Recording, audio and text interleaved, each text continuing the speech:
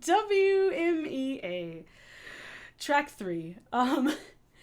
A good old Bach cello suite. That's great. Breathing. That's so important to do. Breathing. Look, this is a safe space, okay? This playthrough I did was pretty decent, but I'm gonna be frank with you. There's obviously a couple of hiccups. You heard them. In terms of breathing, I did not plan my breaths very well, and especially towards the end, basically from bar probably I'd say from bar 19 to the end. I definitely struggled a lot. You might be able to tell.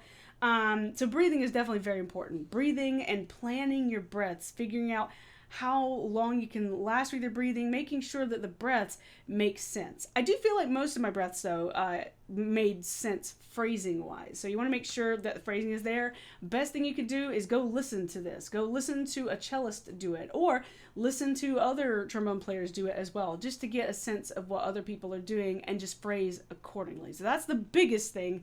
At least for me, I have terrible air support, so do that. The second really big thing for this, and this is so mean because it's on a cello originally, and cellos, they have strings, and they can just go ba, and it's totally easy for them, for the most part, da, and it just happens. You have these huge leaps from low to high, and it just sort of happens for a cello. I'm sure there are other issues cellists have, but in terms of reaching the note, well, I don't think it's as dire as it is for us.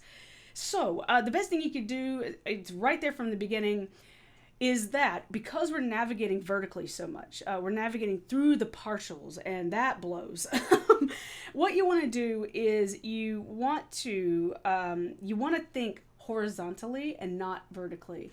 I've mentioned it before. I heard this from somebody on Instagram. I gotta find who that was. He was very profound. Think horizontally instead of da-ee, da-ee.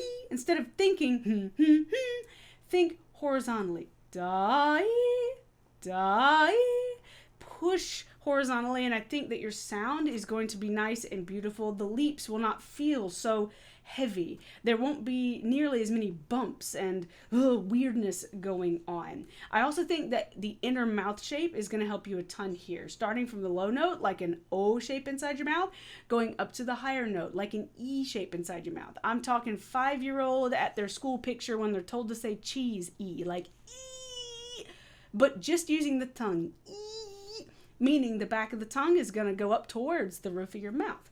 That is going to help you sort of reach those higher notes without having to brute force it with the air. That's pretty much all I have at the moment. I think in bar 5, you could probably at the end play that D above the staff in 4th position, that alternate position. Da-dee-dum, da-dee-dum. It might give you a little bit more smoothness than it would if you go to 1st, but do what's most comfortable for you. Do the one you feel is right.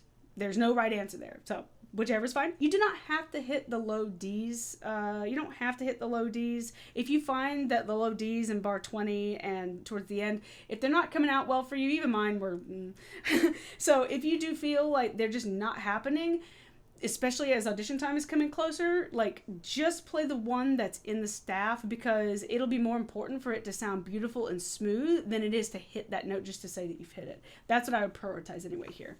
Okay, I think that's it. Ooh, have a good time. Ooh, play it better than me. And have a good audition. See you next time. Bye-bye.